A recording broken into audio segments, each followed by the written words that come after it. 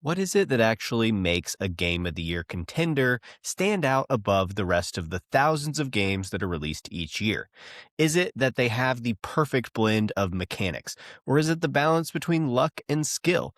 Maybe it's just having the right funny art style. It's too complicated. And I knew that was the barrier going in. I knew that the game was too complicated, and I knew that that's what people would say.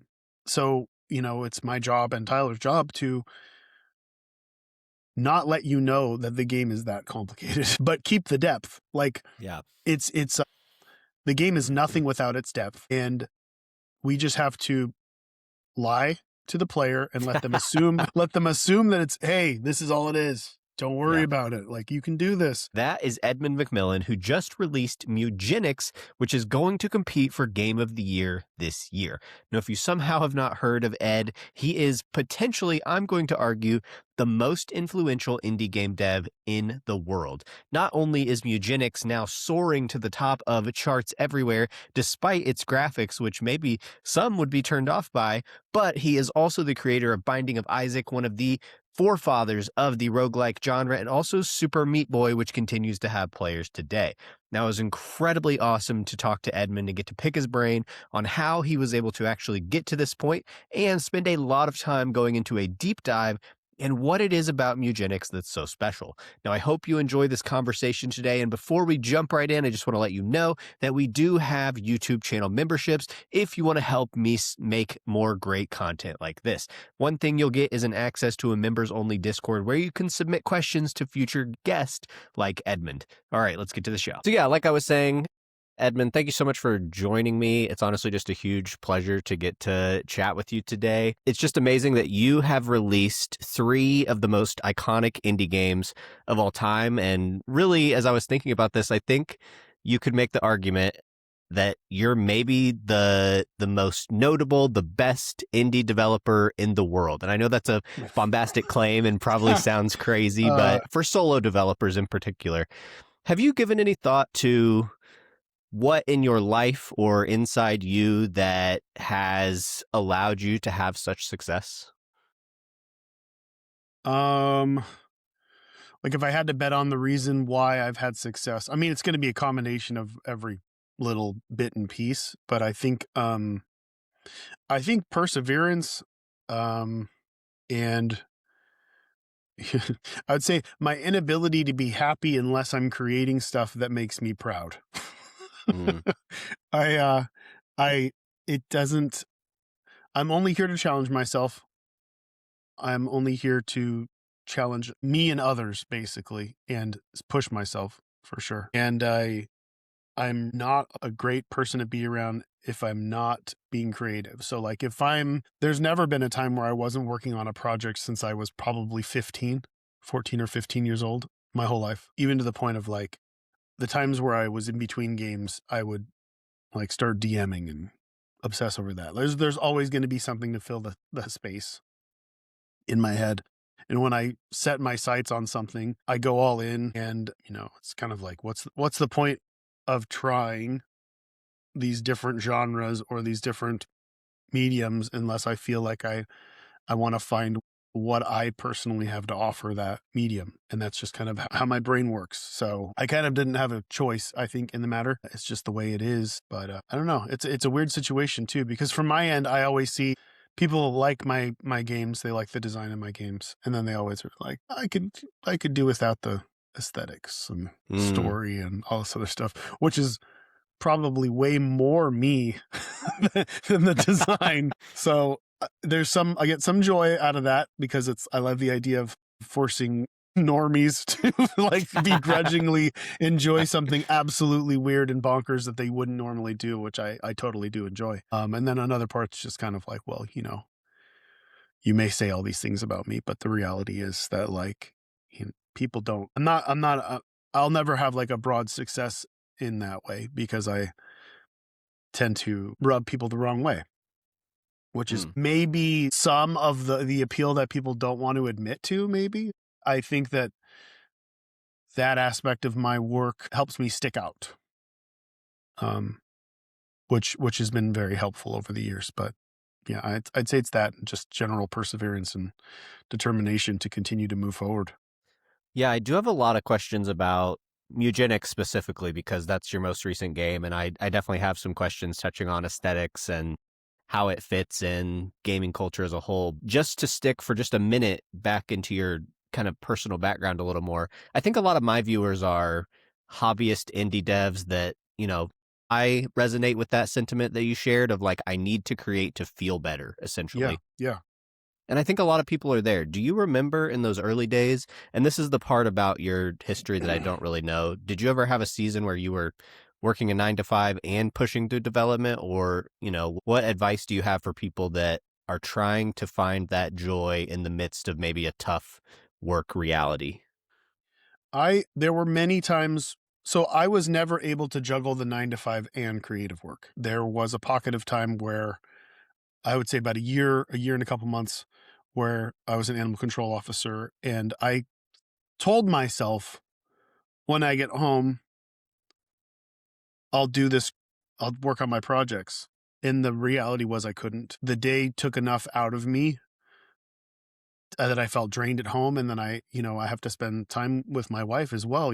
I've got to juggle life on top of all this stuff. I didn't work for that whole time. Like it was just, that was it. And it wasn't like it wasn't bad. I felt fulfilled with the work that I was doing. I really liked being an animal control officer.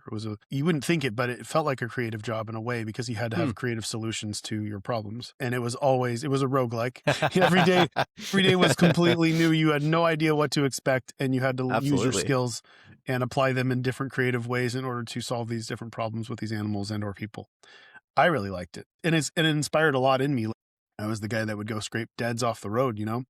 I was the bitch. I was the whipping boy. I was the lowest on the totem pole. So I was the guy who had to go up and scrape animals off the road and make sure that see if they were chipped or who they belonged to and all that stuff. So I was very close to decay, which you could see in my work. But outside of that pocket of time, whenever I worked part-time, I was always working up my own project behind the scenes or at night or whatever else. I think for quite a while too, I was juggling. The craziest one was I was working part-time at GameStop.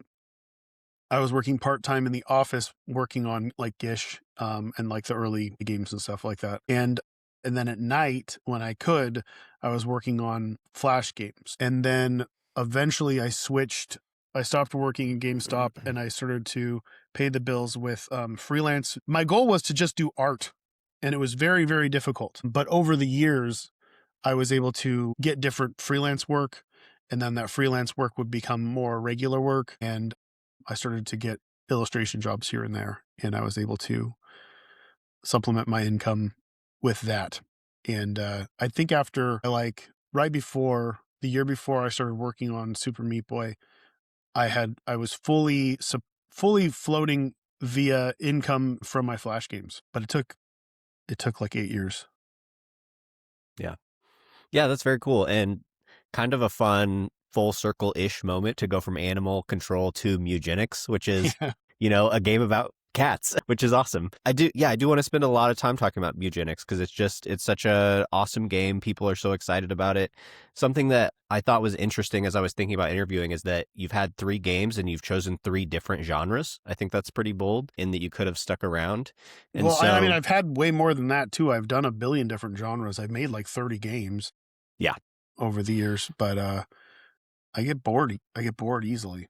Yeah, whenever you're working on Mewgenics with tactics specifically, I'm wondering what you found in your design that makes a good tactics game, because clearly people are resonating with Mewgenics.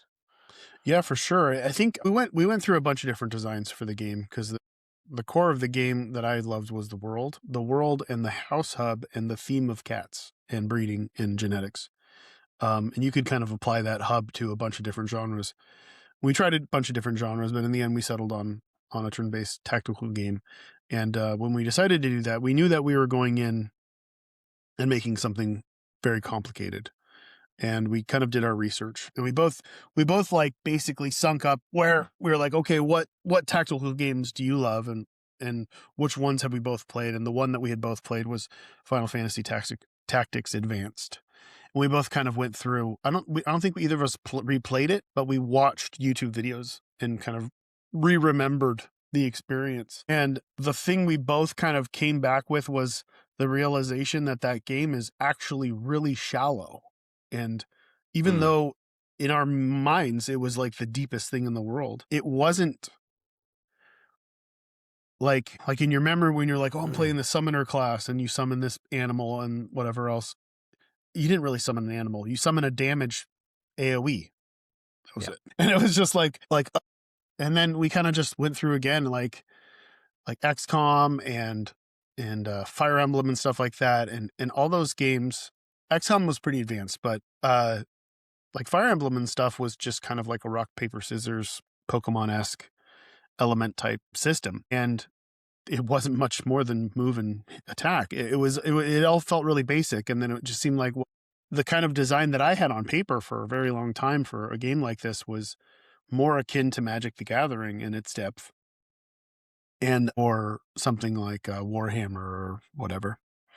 And we just kind of thought, wait, like there's a lot, like I think we could shine pretty bright in this environment, even because there's a lot of people who really love turn-based strategy games. And the last big one that was especially indie-wise, I mean, new XCOMs, as well as Into the Breach. And those ones were also, they're deeper than the ones I mentioned before, but they still were very chess-like. And games like chess can alienate audiences because it's quite literally like the smarter you are, the better you do. And not people going in being like, well, I'm an average person when it comes to my intelligence. I'm not going to probably enjoy getting crushed by this game. And there's probably going to be a big barrier here at some point that I'm not going to get over. And I feel that way towards those kind of games. And kind of going in, one of the things that Magic the Gathering does to fix the chess problem is it adds randomization to the mix, to allow for players who maybe aren't as skilled as other players or experienced as other players a leg up at the possibility of winning. And it's this really fun dance between gambling and strategy. And it's pretty tight. Like a lot of people will see Magic and be like, well, it's just random. And it's like, well, then why do they have consistent champions? Why are people really good at this? And I always loved that. And I love Magic the Gathering. And we kind of went in with that mindset of having a less hyper structured turn-based strategy game and a more loose, fun structure, which hopefully would appeal to more people in that environment, and I think be deeper and hopefully better than a majority of turn-based games. Yeah, the turn-based tactics genre is in an interesting place. I'm a huge enjoyer of them. I like all of those games that you talked about. But, I mean, for example, with Final Fantasy Tactics, I actually just played the remaster, and I didn't have the nostalgia glasses. I never played it growing up. And I found it enjoyable with a really good story, but overall the content or the combat was kind of bland. And I've always felt that Tactics could benefit from roguelike elements. And I actually played a really good indie game recently called Dark Deity 2, which let you completely do a random run. But the genre has always been, I felt, kind of bogged down by being very narrative heavy, and it doesn't have to be. Yeah. Like a Fire Emblem is mostly a story game with tactics on top, and it seems a lot of people take that route. Did you find any other interesting inspirations in the tactics genre as you were prepping up for the game?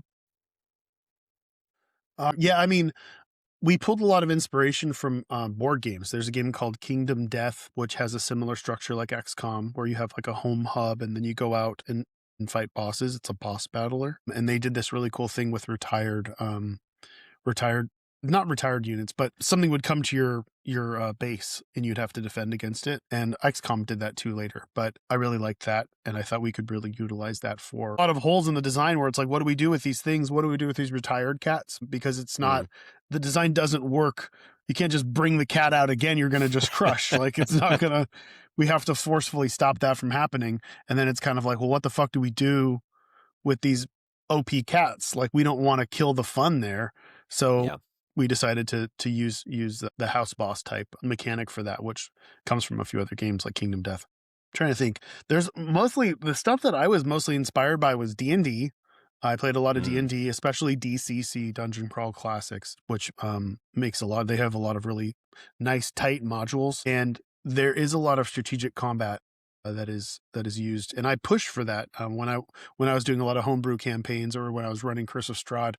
I would try my best to utilize more tactical strategy elements because usually when I'm running a campaign, we tend to have three boys and two girls, and the girls tend to lean towards enjoying the social aspect of D&D, and the boys light up when there's combat, and the girls kind of like, unless I can talk my way out of this, and I don't really care.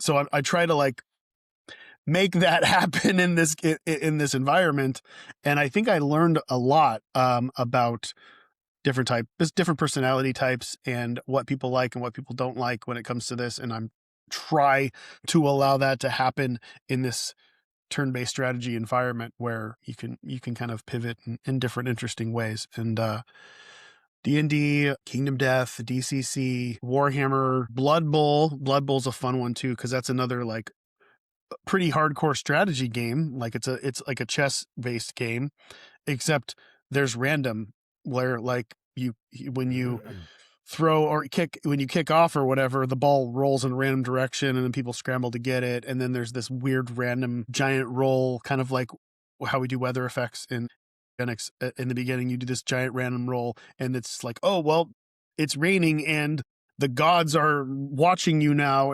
Something weird like that happens. And it's like this global effect of the whole environment, which is really neat. So yeah, it was mostly board games and much less video games that we pulled from for a lot of the turn-based design. A few people did comment, they're like, this feels more like a board game than a video game, and I would agree.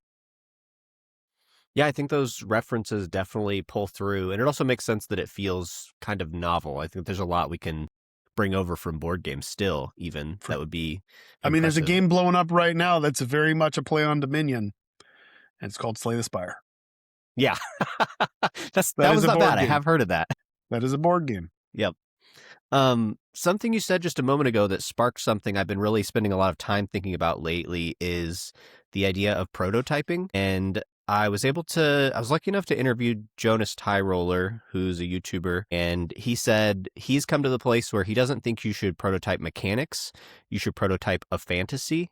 And so just in those early days, it sounds like you really had this strong core of like this genetic mash making cats, and then you tried all these other ways to make the gameplay fun. What did the prototyping days look like, and how did you feel so strongly about that core piece that you wanted to fit into some other kind of, you were looking for that other puzzle piece? What was that like, that prototyping? Well, originally that was going to be the game. It was going to be like more of a Tamagotchi kind of like life sim toy, where you'd breed cats and then you'd take the cats out and use them as avatars in mini games. That was it. Like it wasn't ever going to go that deep in any direction. And with Mewgenics, it was kind of like, it did initially, was like, well, I fell in love with the world. So I'd come up with all these characters that were all unique and you'd interact with, and they'd give you things to do. And I really loved that aspect of the prototype. And there wasn't really a game. It was just a toy. But the theme was interesting enough for me to like be haunted kind of by it.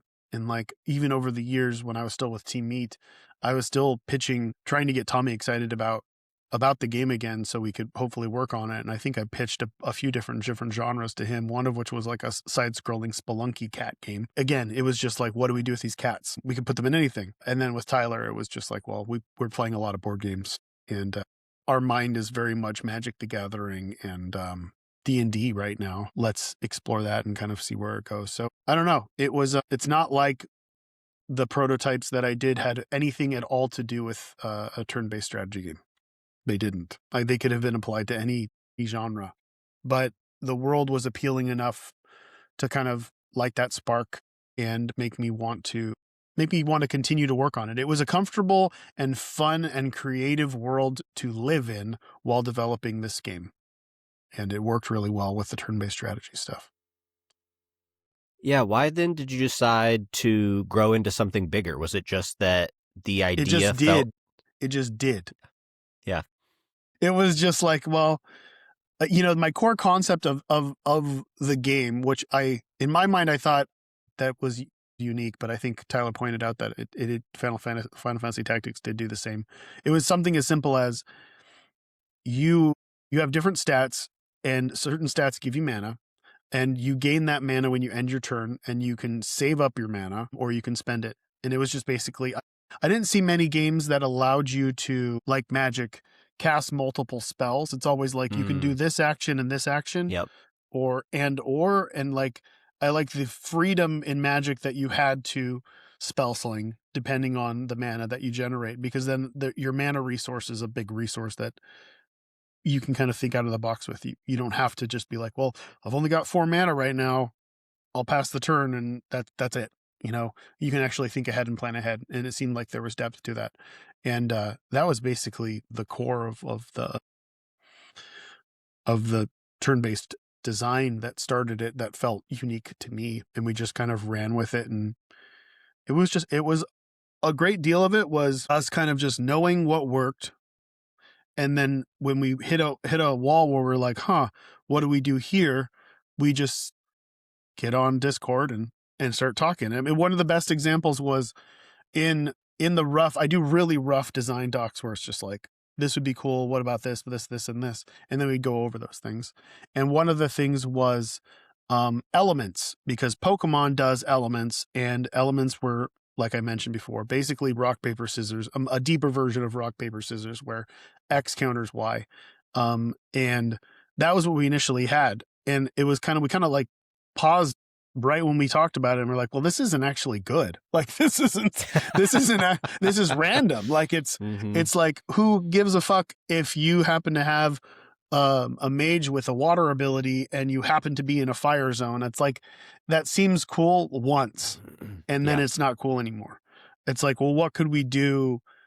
What could we do with elements? And Tyler's like, well, what if we do something like Breath of the Wild, where the elements can interact with the environment, and then we can just design around environmental combinations and stuff like that. And we did that, and that became really cool. Like, it was like, like we're pushing into this living world, which brings in the general idea of that I loved about the initial design was, I like this world. It feels cool. It feels alive. And it's like, now the game play also feels like it's a real world that feels alive. And you just bring in all these different unique rule sets that feel like it's just like 1,000 more variables for you to think about. A lot of people get overwhelmed with it, but you don't need to like obsess over like, if I knocked this unit 2 tiles backwards, it would go through the water and then into the short grass, which would then make the short grass tall grass, which would add a 50% dodge chance and protect my, that sort of stuff. It's like, sometimes that shit just can randomly happen, and you don't have to be this mega brain person to appreciate it, because you're like, oh. But then for the people who want to go there, you can. Like, it just adds infinite depth.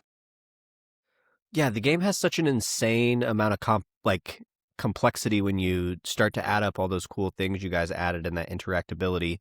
And this kind of ties into a question that I had written down. I was listening to a group of podcasters kind of giving some thoughts that they were critical of with the game, and they were saying they felt like there were times when you should have access to more info, like about a particular unit or something. But what I'm curious is how you decided what info to withhold for the player so as not to overwhelm them with an already extremely complex game, and what to show them. Was that ever like an intentional conversation? Yeah. We, right off the bat, I went in saying we can't do Binding of Isaac with this, because I was already at that point trying to convince Tyrone that we really needed to do item info, because people have been using a mod for years that would pop up item info, and it's just like, it seemed to be an essential. And it's like, well, this was something we did wrong, and I don't want to do that again at all. So let's start off with making sure everyone has all the information. And my argument with that is, I would say almost all the information is there. I think the only things that we don't specifically say, mostly because we can't, at least not easily, is like we'll say generally what a boss does in a broad sense. Like, you could be critical and say, Trampy, I think his design says, will do seemingly random things in a not random order. And then you're like, what the fuck does that mean? Well, you don't need to know what it means. You don't need to know that until you play them, because his design is chaotic but structured. One sec, I got a coffee coming. But there it is. Oh, delivery. That's the best kind of coffee. I can see people being like, I want to know what his next thing is. I want to mouse over him and I want it to say, for his next attack, he's going to spit on you. Right. But there's that, telling you that kills the beauty of the character. Like, if we really want to be specific, we will be as much as we can. But when it comes to multiple abilities and stuff like that, I think we try our best to just say, like, you know, this guy may eat you. Be careful. I don't know. I think there's I think the mystery in that is fine. I have not, and we tested a lot and we didn't really nobody really had that many issues with, like, I didn't know that this was going to happen. It's just like, well, even with Dybbuk in his possession and stuff like that, we don't get specific on how. Like, we let you fiddle around with it and figure it out so you can feel smart, but there are ways to manipulate most boss mechanics that seem random. Yeah, and I imagine that also just continues to grow the world feeling alive. Like, in real life, you can't see what something is going to happen exactly before it happens. For and sure. So that's one more layer that you could potentially, even another positive of having it that way. Like, everything is a trade-off. Yeah. I think the better answer is probably, we tried our best to make sure all the core information is always there at all times. But when mystery is something we would like to incorporate, and then we don't give every tiny bit of information. Yeah. Also, with that, how much either mechanics or things to learn did you withhold from the player until, like, did you have certain gates where they get access to more things, or does the player pretty much have the full game right away? You appear to have the full game right away. There are certain things that we hold back because in testing they were too hard and punishing. Basically, we found out really early, and this was a fun puzzle because we worked on this for months. We kept seeing in testing that a certain group of people would stop playing at, like, the 4-hour mark or whatever. And those who got over that 4-hour mark would play for 100 hours. It was just this crazy, like, wow, what this bump that people can't get over. And we were like, well, what the fuck is the bump? What we knew, right. We knew it revolved around beating the sewers. So that's Boris. And we knew that was the bump, but we didn't know exactly what was causing the bump. And we knew it was people would lose, like, and they would go into a death spiral. So if they lost in the sewers, they would die. They would go back to the house. Their cats would start starving. They would be pushed into another adventure and be discouraged by the previous one. And they would try to go there again. And if they died in the sewers again and went back home, all of their cats would starve to death and then they would wipe, which isn't, and it's not an end game situation. It would give you more cats, but they would feel like they don't understand how to play, or the game is too hard.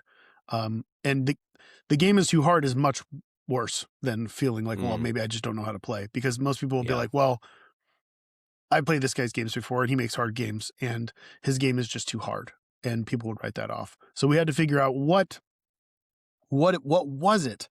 And you never want the mistake of, you don't want to ask, because they'll tell you what they think and it's usually not correct. But if you ask enough questions to them, you can get enough information. So I mostly went through with, do your cats have birth defects? So that was a factor too. It's like, were you already running cats that you were breeding too much at home that were inbred and they just sucked?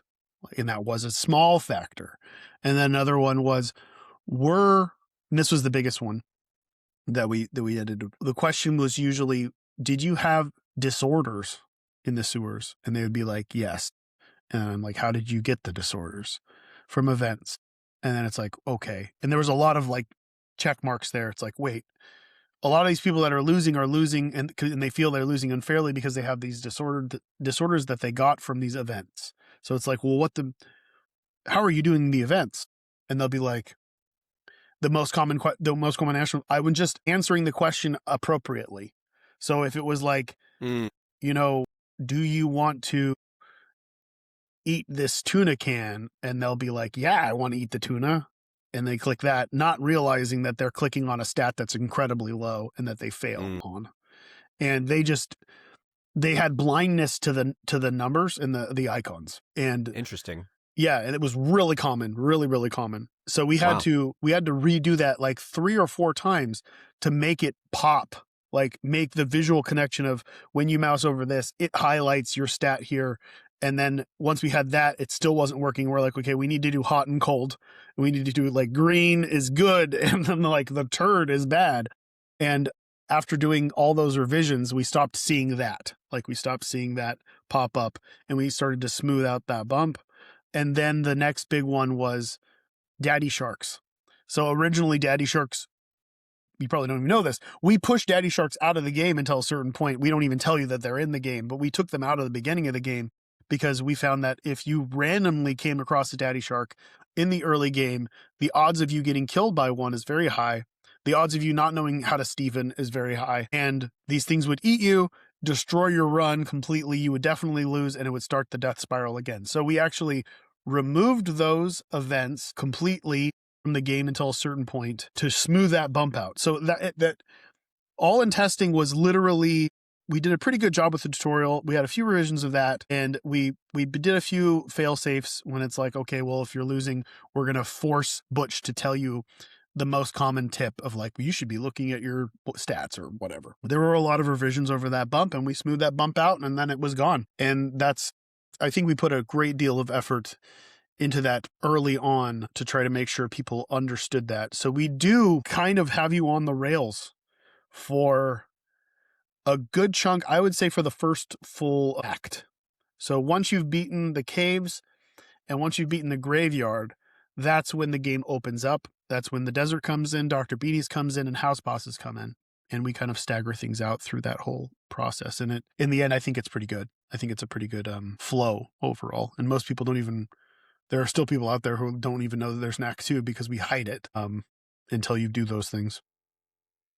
Yeah, it's making so much sense of why the game has so much accessibility. I mean, I heard you in another podcast say that tactics can be a pretty alienating genre, which I would agree with for a lot of people. I also that story about fixing the sewers problem, I think is really kind of incredible to me because I think an initial instinct by, someone new like me would just be like, oh, well, this mechanic is broken. But instead, you didn't fix it by changing the mechanic at all. You just changed UI. So that's really cool. I mean, that's pretty amazing. I mean, because we knew really early on that like people would go in, like we got told by like a bunch of very skilled designers, like, you just got to dumb it down. You need to simplify this. Like people aren't used to this kind of depth in a game, even a turn-based strategy game.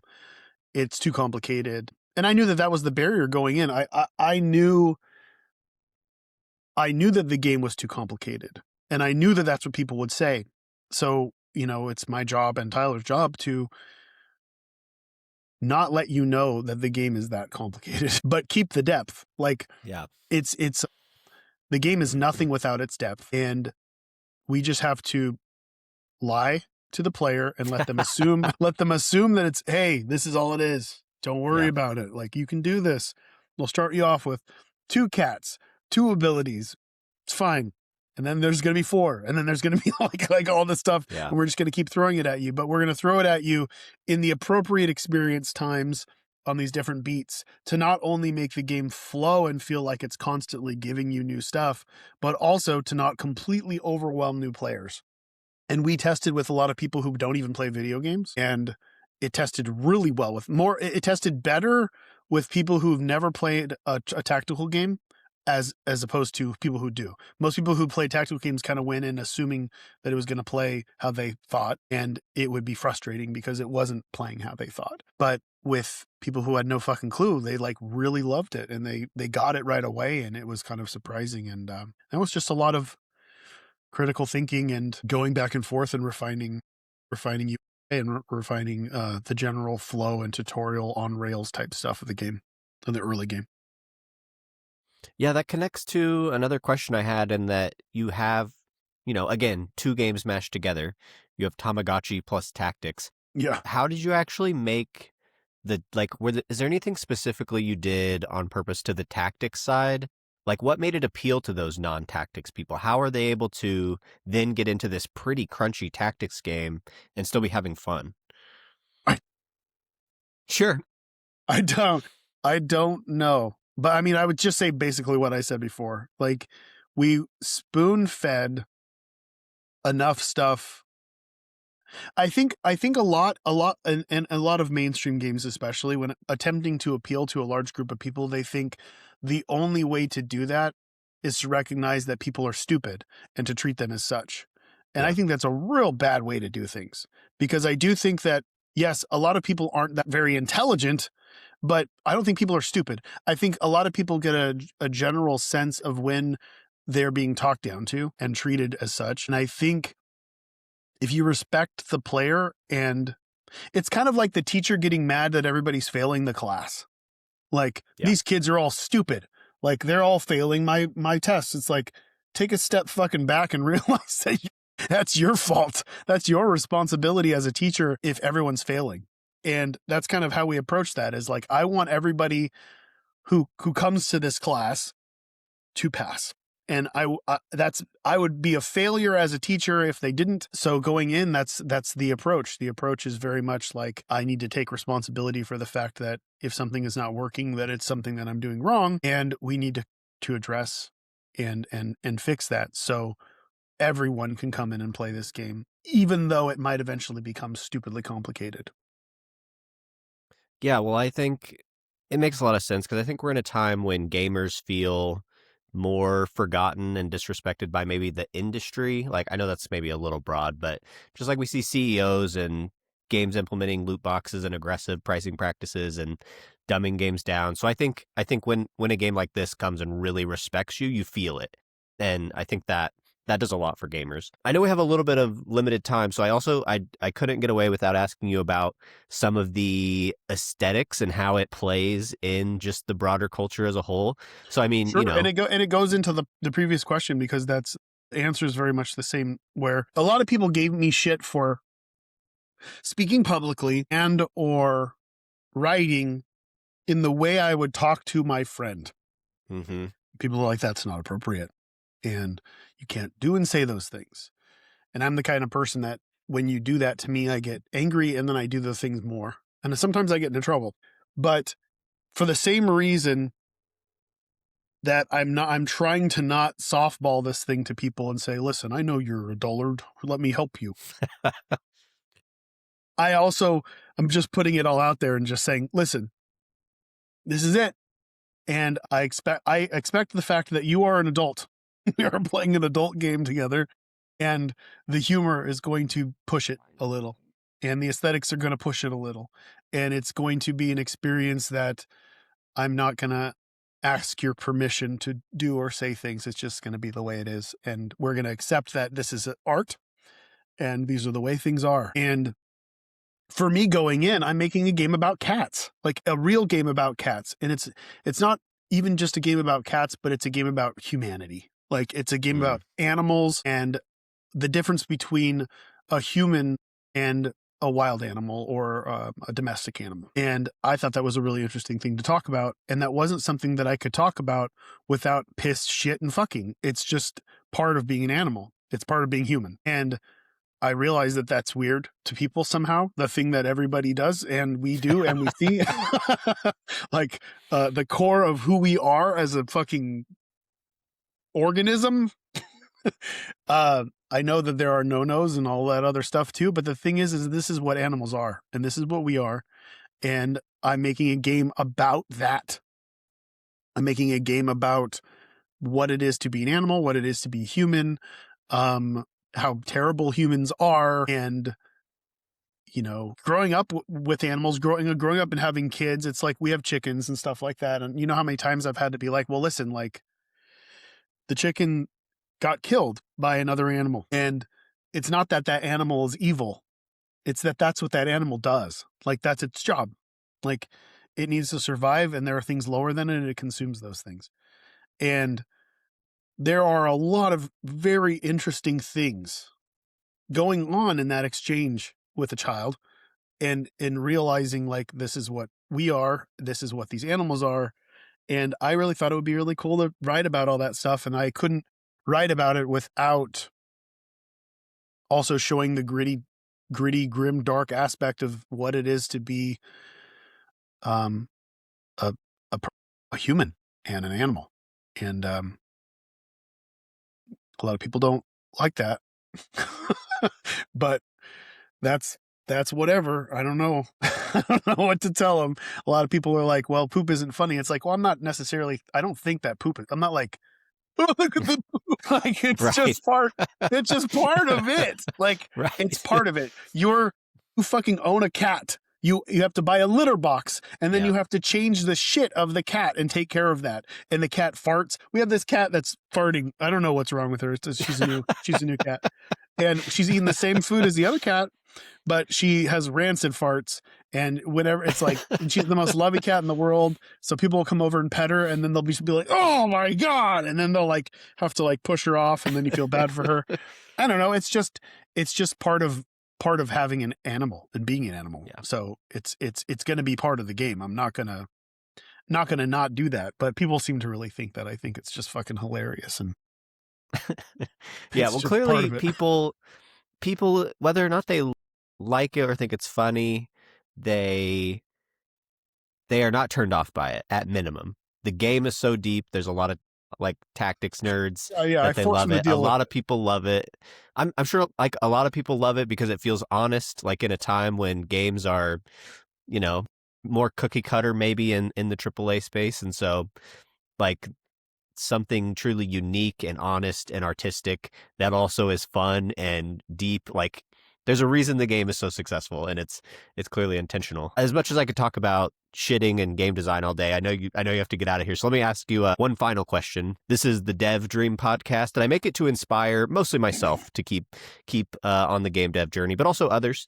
And so I usually ask every person at the end of the podcast what their game dev dream is. So I was curious for you in this topic. You have reached such high highs, and just how do you think about what is your game dev dream? Have you already reached the mountaintop? What keeps you going? I will say that I'm currently at the mountaintop, but I've been at many different mountaintops over the course of my career. And when you get to the top of the mountain, you look around, you don't initially see another mountain, and it's really depressing because you're like, well, it's all down, literally all downhill from here. Like, what am I supposed to do? Where do I go from this? And that's where I'm at right now. I don't know what my game dev dream is. I know I'm going to start moving forward, and then hopefully I run into the next mountain to climb, and hopefully that mountain may be bigger than the previous one or whatever, but it's going to be in the adventure of where the path kind of takes me. I don't have any plans other than I know I want to make this game better. I know I want to work on DLs. Currently, that's what I'm doing. I've got sketches all around me for different characters and stuff that I want to do. And it's fun. I'm at a point now where I'm like getting much like DMing, I feel like I'm riffing with the players. I'm getting to understand the characters they like and why they like them, so I can do a little bit of fanfare and then also subvert expectations a bit, which was really, really fun for me. So I know I'm going to do that, but what's the dream? I currently don't have one, which is kind of depressing because I could have easily told you Mewgenics if it was a year ago when you asked. And now what? Many people will be like, well, are you going to make a Binding of Isaac 2? I have no drive to do that. It's not in me right now at all. Maybe it will be. I don't know. I've said in the past that I want to do a bunch of small games next. Right now, I don't feel like it. I don't feel like it at all. So I don't know. I really don't know. And I think it's okay. I think it's okay to not currently have a big dream or a dream at all. I'm gonna stay awake for a while and just kind of move forward. And then when I get tired, I'll start dreaming again. But for now, I think I'm okay with not dreaming. Well, Edmund, thank you so much for your time today. Thank you for your Mewgenics. I hope you're able to avoid the post-release blues too much. I really appreciate your time. Thank you. Thank you so much for watching this entire episode with Edmund. I hope you enjoyed it as much as I did. One more reminder that you can check out the channel memberships by hitting the join button below to see all of the great features we have, like joining that members-only Discord. If you are looking for more great game dev interviews, I think you will also enjoy this one on the screen. See you later, my friend.